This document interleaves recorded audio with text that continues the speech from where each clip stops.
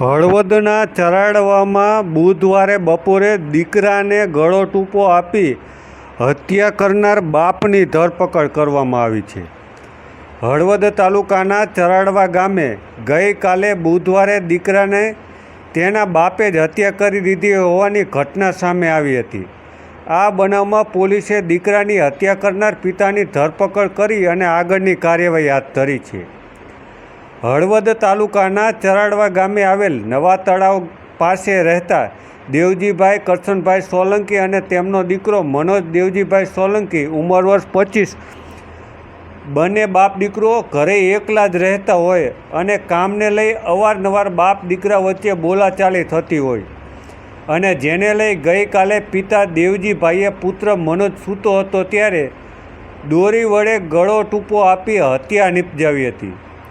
આ બનાવમાં મૃતકના પિતરાઈ ભાઈએ હળવદ પોલીસ મથકે દેવજીભાઈ વિરુદ્ધ ફરિયાદ નોંધાવતા પોલીસ દ્વારા દીકરાની હત્યા નિપજાવનાર પિતા દેવજીભાઈ કરશનભાઈની ધરપકડ કરી લીધી છે. આ બનાવને લઈને મોરબી જિલ્લા ડીવાયએસપી ઘટના સ્થળે પહોંચ્યા હતા. સાથે મોરબી જિલ્લા એસપી પણ ઘટના સ્થળે પહોંચ્યા હતા અને ઘટનાની ઝીણવટપૂર્વક તપાસ કરી હતી. ત્યારે આ બનાવ અંગે આજે મોરબી જિલ્લા ડીવાયએસપી સમીર સારડાએ ઘટના અંગે માહિતી આપી હતી. ત્યારે કેવી રીતે બનાવ બન્યો, જુઓ સમગ્ર બનાવ અંગે માહિતી.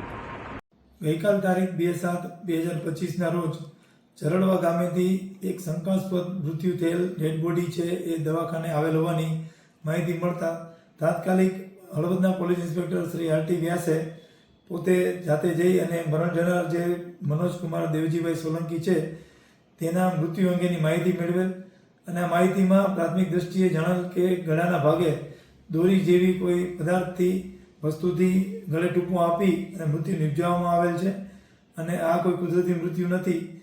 જેથી આ મરણ જનારને કોણે મારી નાખે તે અંગેની તપાસ દરમિયાન ગણતરીના કલાકોમાં હળવદ પોલીસ સ્ટેશને આ ગુનો શોધી કાઢેલ અને આરોપીના પિતાએ જ પોતાના પુત્રને મારી નાખવા હોવાની હકીકત બહાર આવેલ અને પિતાને આરોપીને અટક કરી અને આ ગુનાની આગળની તપાસની કાર્યવાહી કરવામાં આવી, જેમાં આ કામે આ ગુનાના મરણ જનારના કાકાના દીકરા ભાઈની ફરિયાદ લઈ અને તપાસ તજવીજ ચાલુ કરવામાં આવેલ છે.